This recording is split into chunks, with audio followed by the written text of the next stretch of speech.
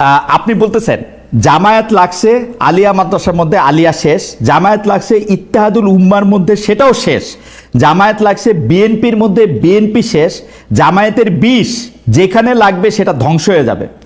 আরেকটাতে আপনি বলতেছেন কোনো দেশ যদি কমিউনিস্টরা দখল করে নেয় সেখানেও একদিন ইসলাম আসতে পারে, কিন্তু আল্লাহ করুক কোনো দেশ যদি আল্লাহ না করুক হবে মনে হয়, কোনো দেশ যদি জামায়াত দখল করে ফেলে কিয়ামতের আগ পর্যন্ত আর কোনোদিন ইসলাম আসবে না। আপনি এরকম বলতেছেন এবং আপনার বলার মধ্যে এক ধরনের কনভিকশন থাকে, যুক্তি থাকে, শক্তি থাকে, তারপরও আপনি সবার সঙ্গে আপনি বসতে পারতেছেন, সবার সঙ্গে আপনার এক ধরনের ভালো সম্পর্ক থাকতেছে, এইটার মানে হিসাবটা কি? মানে আপনি মন থেকে বলেন না নাকি মানে এটা একটা মন থেকে বলি? আমি তো মন থেকেই বলি এবং এটা আমার বিশ্বাস। কিন্তু এই কথাগুলো হলো আদর্শ এবং নীতি, তাদের আদর্শ নীতির বাস্তবায়ন, আচ্ছা তাদের আকিদা বাস্তবায়ন হয়। কিন্তু আমরা বলতে চাই যে আমরা কোন এক জায়গায় যে ঐক্যতা, যেমন আমি উদাহরণ দিয়েছি এই ব্যাপারগুলো তো আপনাকে আগেই বলেছি, যেরকম ধরে নেন হিন্দু বৌদ্ধ খ্রিস্টানরা আমাদের স্টেজে আসছে, তার মানে তার নীতি আদর্শ বিসর্জন দিয়ে নয়, কোন এক জায়গায় ঐক্যমত হয়েছে। আচ্ছা আমি তো আমার কোন বক্তৃতার থেকে এখন পর্যন্ত এক চুল পরিমাণ নড়ি নেই। আচ্ছা আমি তো এই কথা আগেই বলেছি।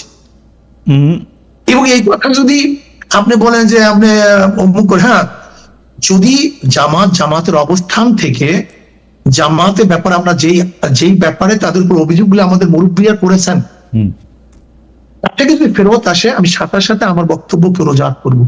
না, তারা যদি তাদের জায়গা থেকে ফেরত আসে তাহলে তো আপনার বক্তব্য থেকে আপনি ফেরত আসবেন কেন? আপনার বক্তব্য তো তখন আরো প্রতিষ্ঠিত হইল যে আপনি যেটা রোগ চিহ্নিত করছিলেন সেই রোগ থেকে তারা মুক্তি পাইছে, সেই রোগ থেকে তারা মুক্তি পাইছে, সেটাও তো আমি তো অন্য মানুষ। শোনেন খালিদ ভাই, আমি কি চাই জানেন?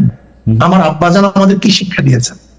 আব্বাজান স্পষ্ট লক্ষ লক্ষ মানুষের সামনে বলতেন, আমার কোনো যদি ভুল হয় তোমরা ধরিয়ে দিবা, যদি আমার ভুল ধরিয়ে দেওয়ার পর আমি না শুধরাই তার মনে আমি গুমরাহ হয়ে গেছি, আমার থেকে চলে যাও তোমাদের জন্য অধিক হয়ে যাবে।